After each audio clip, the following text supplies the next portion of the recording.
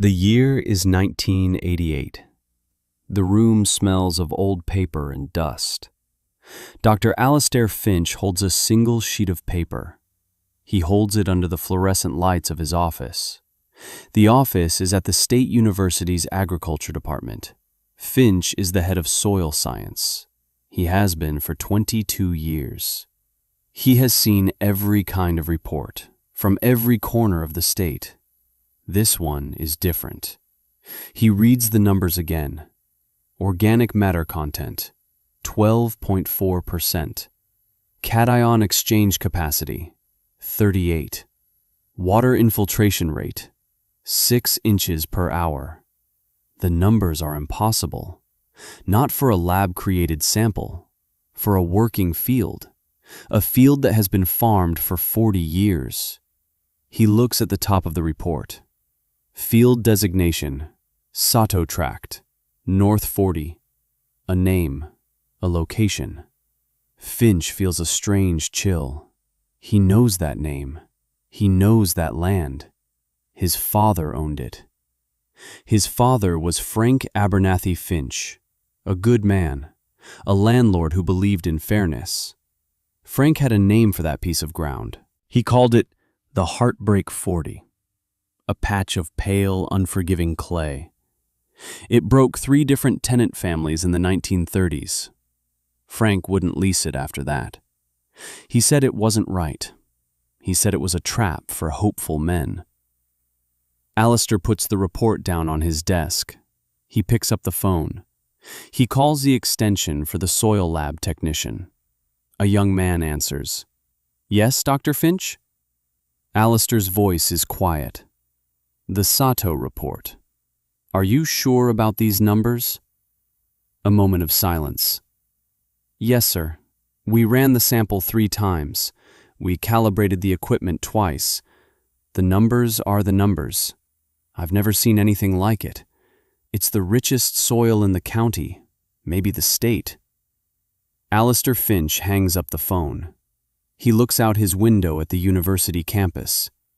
He remembers a day in 1948, a young Japanese man standing in his father's office. A man with quiet eyes and calloused hands. A man with only one good arm. The left sleeve of his shirt was pinned neatly at the elbow. His father's kind, firm voice. "I'm sorry, son. I can't let you work that ground. It would be a kindness to say no." It's a story about the gap between what you are told you can be and what the dirt knows you are. This channel is for stories like that, stories about the quiet fight, the fight against the certainty of others. If you believe those stories need to be told, subscribe, because the story of Kenji Sato is just beginning. His name was Kenji Sato. He came to America in 1947. He did not speak of the war. He did not speak of the arm. He spoke of soil. He came from a family that had farmed the same small plot of land in Fukuoka for 300 years. They were not wealthy. They were not famous. They were patient. They understood that soil was not a thing to be used. It was a thing to be made, a living thing, a partnership. The war took the land. It took his arm. It took his family. It did not take the knowledge. The knowledge was in his hands, in his one good hand. He arrived with $7, a change of clothes, and the memory of his grandfather's voice. The land is honest. It has no opinion of you. It gives back only what you give it. He found work on a vegetable farm.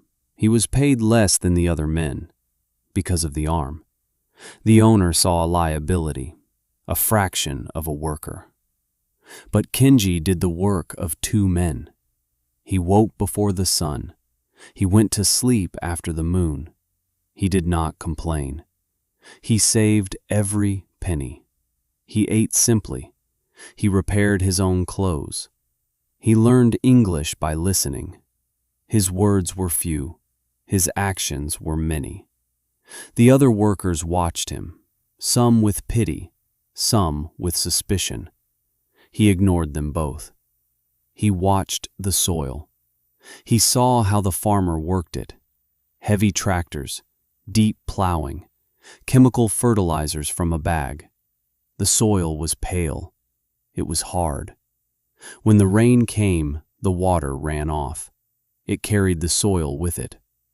The farmer complained about yields. He complained about costs. He blamed the weather. He blamed the government. Kinji knew the truth. The land was being robbed. It was being treated like a machine, not a partner. After 2 years, he had saved $400.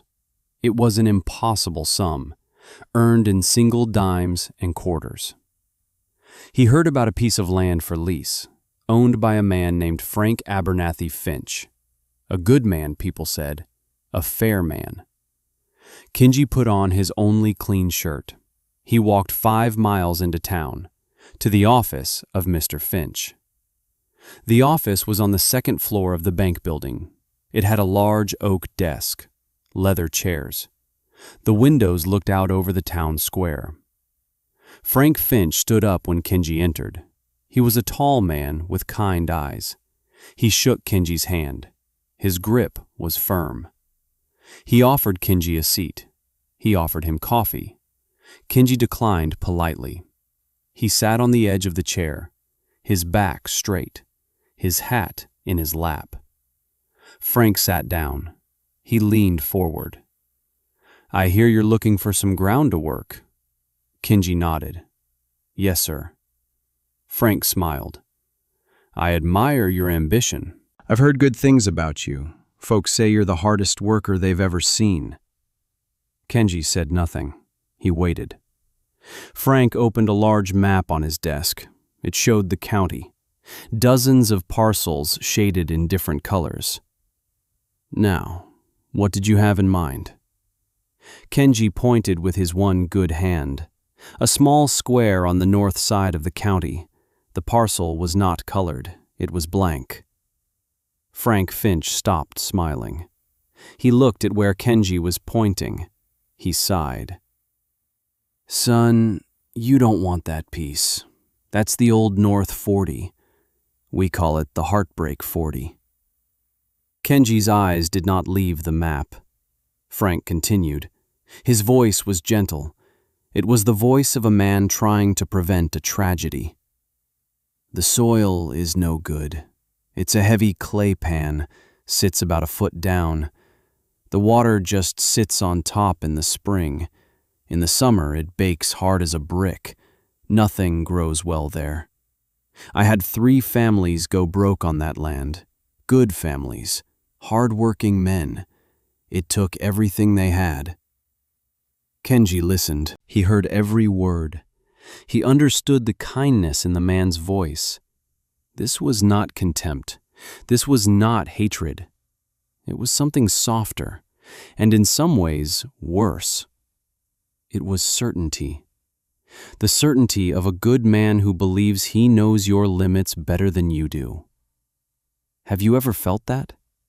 Have you ever been told you couldn't do something? Not by an enemy, by a friend, by someone who genuinely believed they were protecting you. It's a strange kind of cage, a cage built of kindness. Let me know in the comments if you know that feeling, because what happened next changed everything. Frank Finch leaned back in his chair. He folded his hands over his stomach. "Look, son, I have other parcels, better land, but they require equipment, a big tractor, a deep plow, and they require 2 good hands to run them." The words hung in the air. Frank didn't mean to be cruel. In his mind, he was stating a fact, a simple, unchangeable fact, like the color of the sky. Kinji finally spoke. His voice was low, but clear. "The land is honest." Frank looked confused. "I'm sorry?" The land gives back what you give it. Frank nodded slowly. Well, that's true to a point. But you can't give what you don't have, and that land has nothing to give. I can't in good conscience lease it to you. I won't be the man who helps you fail. It's a kindness to say no now. Kenji stood up. He placed his hat on his head. He looked at Frank Finch, not with anger, with a quiet, unshakable dignity. Thank you for your time, Mr. Finch. He turned and walked out of the office. He did not slam the door. He closed it gently behind him. Frank Finch watched him go. He shook his head. He felt he had done the right thing. He had saved the young man from himself. He had been kind. Proving someone wrong who thinks they're being cruel is a fight. Proving someone wrong who thinks they're being kind is the loneliest fight there is. Kenji walked the 5 miles back to the farm. He did not feel anger. He felt a cold, clear purpose. He understood. He could not ask for permission. He could not depend on the kindness of others. He had to own the dirt himself. He went back to work. The sun rose. The sun set. He saved his money. He did not buy a car. He did not buy new clothes. He bought books. Books on soil biology, on mycology, on composting.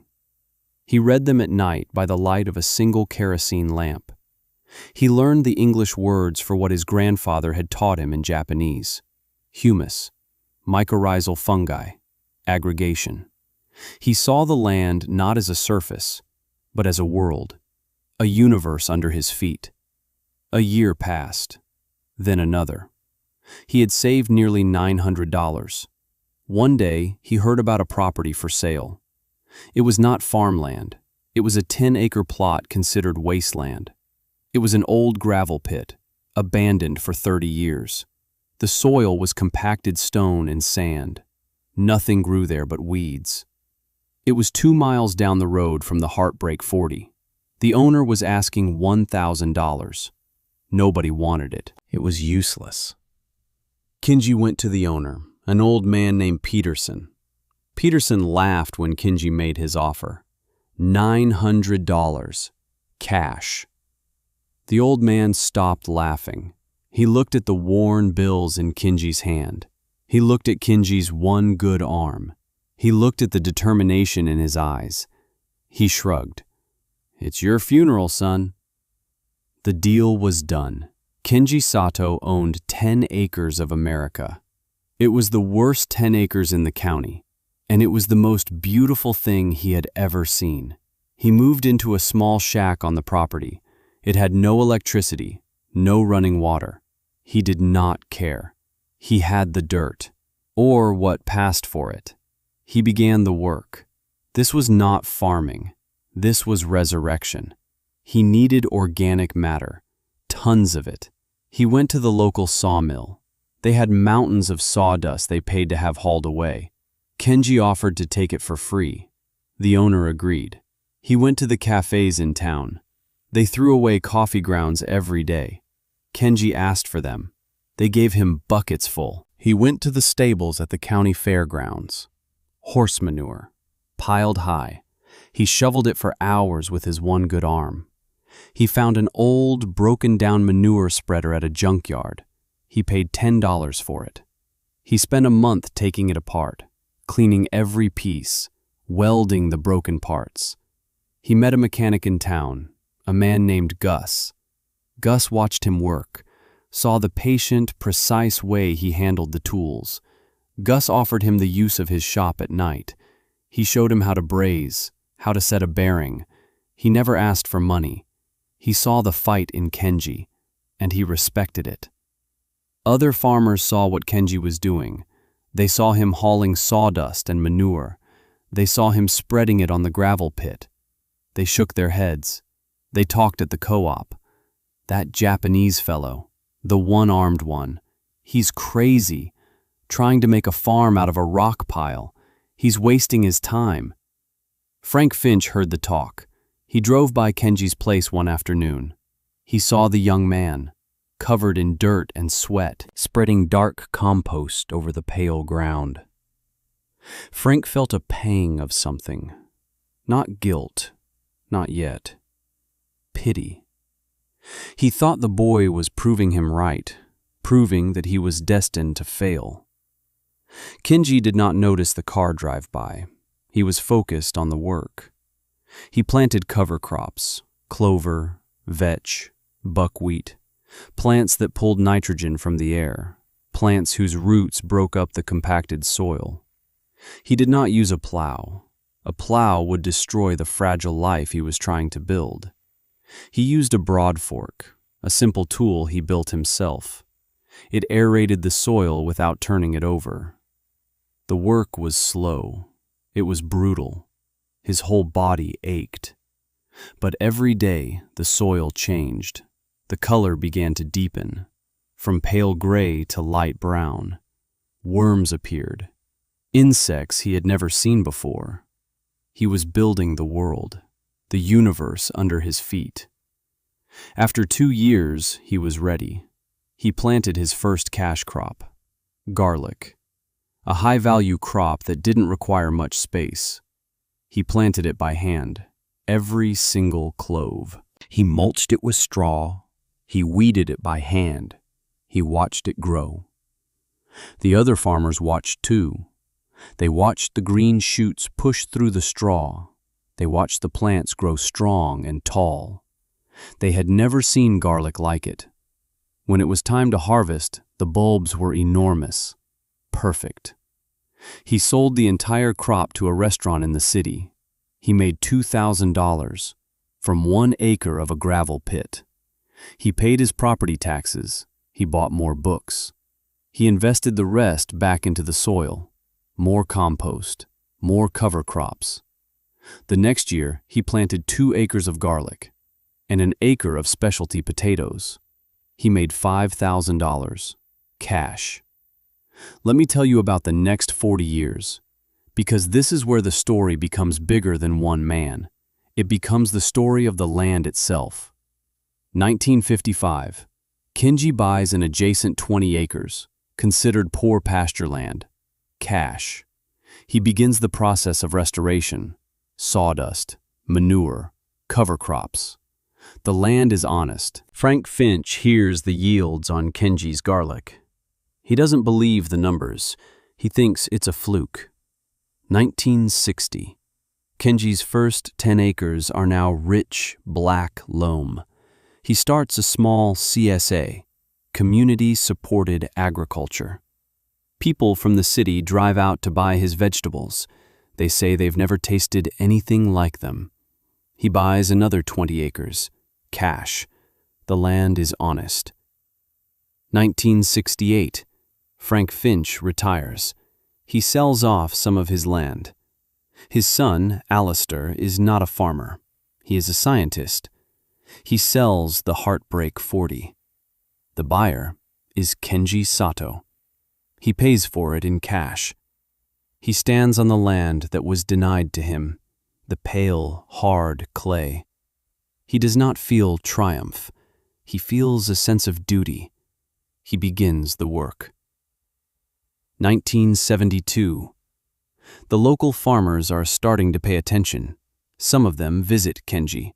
They ask him questions. They are skeptical. They talk about their tractors, their chemicals, their yields per acre. Kenji listens. He shows them his soil. He lets them hold it in their hands. It is dark, crumbly, full of life. It smells sweet. Some of them understand. Some of them don't. One of them says, "I don't have time for all that." Kenji replies, "The land has all the time in the world." 1975. An oil crisis hits. The price of chemical fertilizer skyrockets. Many local farms are struggling. Their input costs are too high. Kenji's costs are almost zero. His fertility comes from the sawmill, from the stables, from the air. He has his best year ever. He buys another 50 acres. Cash. The land is honest. Alistair Finch, now a young professor, hears about the Sato farm. He remembers his father's stories. He is intrigued. From a scientific perspective. 1982. A severe drought hits the Midwest, the worst in 50 years. Cornfields for miles around are brown and withered. The soil is cracked and dry. Farmers are watching their livelihoods blow away in the dust. Kenji's crops are green. They are healthy. They are growing. His soil, rich with years of organic matter, acts like a sponge. It holds the water from the last rain. It does not let it go. His neighbors drive by and stare. They cannot understand what they are seeing. It looks like a miracle. It is not a miracle. It is the result of 30 years of partnership, of giving to the land, and the land, being honest, giving it back. One afternoon, a car pulls into Kenji's driveway. An old man gets out. He moves slowly with a cane. It is Frank Abernathy Finch. He is 85 years old. His eyes are clouded with age. But he recognizes Kenji. Kenji is in his 60s now. His hair is gray. His face is a map of sun and wind. He is still strong. He nods to his old landlord, Mr. Finch. Frank looks around, at the green fields, at the neat rows of vegetables, at the healthy, vibrant life everywhere. He leans on his cane. They said there was a drought. Kenji says nothing. He just waits. Frank points a shaky finger toward the north.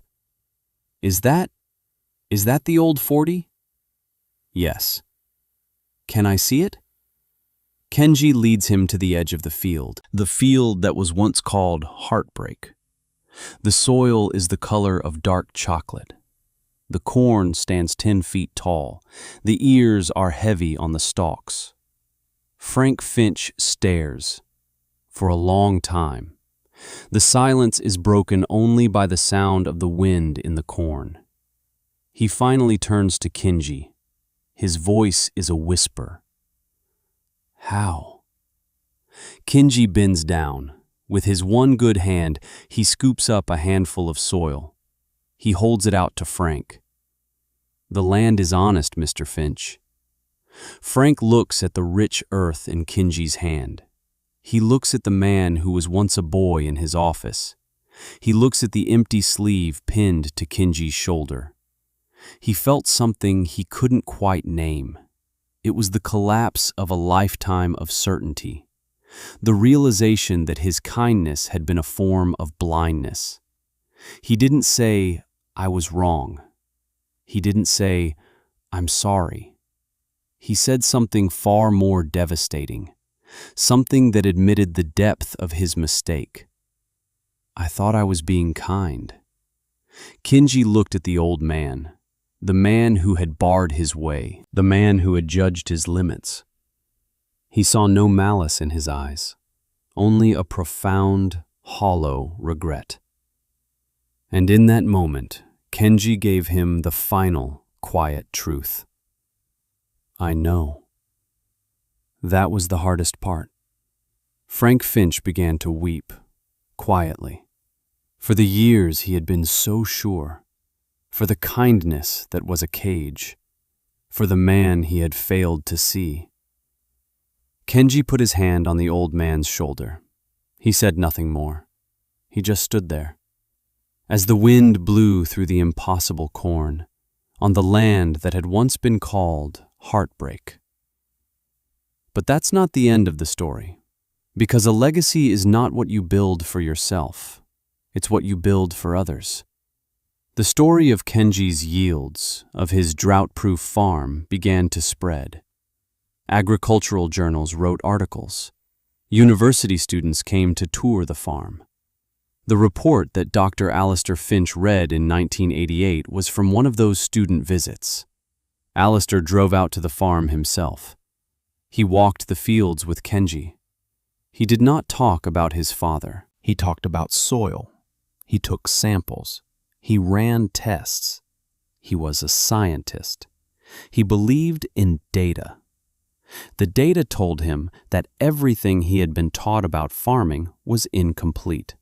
The data showed him that Kenji Sato was not just a farmer. He was an innovator of the highest order. Alistair and Kenji became friends, an unlikely pair, the son of the man who said no, and the man who did it anyway. Together, they established the Sato Finch Institute for Regenerative Agriculture at the university. Kenji donated 100 acres of his land for research and $2 million. Cash. He wanted to ensure that the knowledge was not lost, that other farmers would have the chance he was denied. He started a mentorship program, specifically for immigrant and refugee farmers.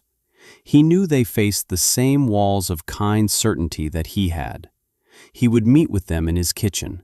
He would share his knowledge. He would give them seeds. He would co-sign for loans. He never asked for anything in return. He would tell them his story. He would tell them about Mr. Finch. He would say, "Do not let their kindness become your cage. Show them what the dirt knows." His children and then his grandchildren took over the farm. They expanded it. But they followed his principles. Feed the soil, not the plant. The farm grew to over 2,000 acres. Every acre was a testament to his grandfather's words. The land is honest. The local community changed. The farmers who had once laughed at him started to adopt his methods. They saw that his farm was more profitable, more resilient. They started talking about soil health, about cover crops. The entire valley began to transform. The soil got darker. The streams ran cleaner. The land was healing. One man's quiet refusal to be limited had healed an entire landscape. Kenji Sato passed away in 2005. He was 82 years old. He died on his farm, looking out over the fields he had brought back to life. His funeral was attended by hundreds, farmers, scientists, professors, the young immigrant families he had helped. Alistair Finch gave the eulogy. He spoke of his father. He told the story of the meeting in the office in 1948. He did not spare his father's reputation. He told the truth. He said, "My father was a good man, but Kenji Sato was a great one." Because a good man lives by the certainties he knows. A great man lives by the possibilities he can create. Kenji created possibility out of a gravel pit. He created abundance out of heartbreak. He taught us that the most fertile ground of all is the belief you hold in yourself when no one else does. Today, if you visit the Sato farm, you will find the main office in a simple, clean barn. On the wall behind the desk, there is a single object in a glass case. It's a hoe. The metal is worn thin. The handle is dark wood, polished smooth by the grip of a single hand. It is the first tool Kenji built for himself, the tool he used to begin the resurrection of the gravel pit. His granddaughter, who now manages the farm, sometimes stops and looks at it. She touches the glass. She remembers his stories. She remembers the feeling of his one good hand holding hers. She remembers his quiet voice. The land is honest. Right now, somewhere in the world, someone is being told no. Someone is standing in an office, or a bank, or a classroom, and they are being told their limits by a good person, a kind person, a person who is certain they know what is possible. The story of Kenji Sato is a reminder that the most dangerous limitation is the one imposed by someone who believes they are protecting you. It cannot be fought with anger. It can only be disproven. with decades of quiet work, with a partnership with the honest dirt, with a refusal to let someone else's certainty define you. If this story means something to you, if you have ever been that person, told what you cannot do, share this story with someone who needs to hear it. Someone fighting their own quiet fight. Subscribe for more stories of those who prove the world wrong. And in the comments below, tell us, who was your Mr. Finch? And how did you prove them wrong?